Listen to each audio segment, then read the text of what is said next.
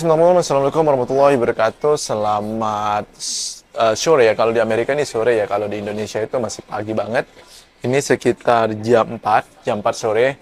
Kalau di Indonesia itu udah jam 4 pagi ya. Oke, well, jadi banyak sekali pertanyaan mengenai Kak, gimana sih sistem gajiannya di Amerika? Apakah dibayar per jam atau dibayar per 2 minggu, dibayar per bulan, dan sistem gajinya kayak gimana?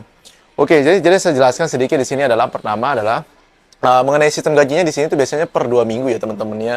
Ada yang sebulan, ada yang 2 minggu, tapi rata-rata itu per 2 minggu, bahkan ada per minggu. Itu tergantung ya, karena kita kan gaji per 2 minggu, jadi bayar pajaknya itu setiap 2 minggu.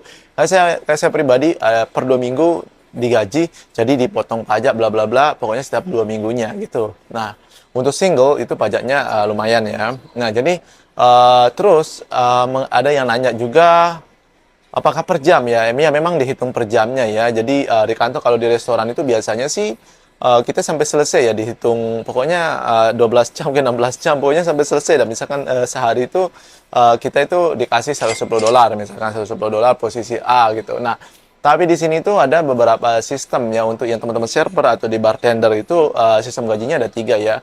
Pertama ada dari tip aja. Dari tip aja teman-teman itu nggak ada basic sama sekali, nggak digaji. Jadi dari tip tok. Ada yang dari basic, tipnya nggak ada. Itu biasanya restoran yang tunggu dari gaji doang.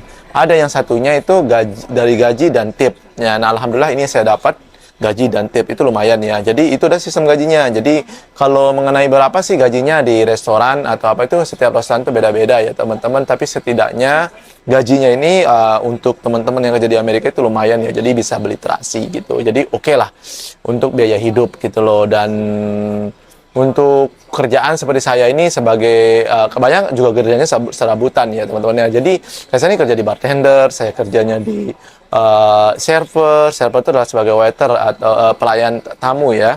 Terus di kasir itu biasanya kita yang dulu lakukan. Bahkan saya juga membantu di dishwasher, kadang itu nyuci piring itu kadang saya membantu ya.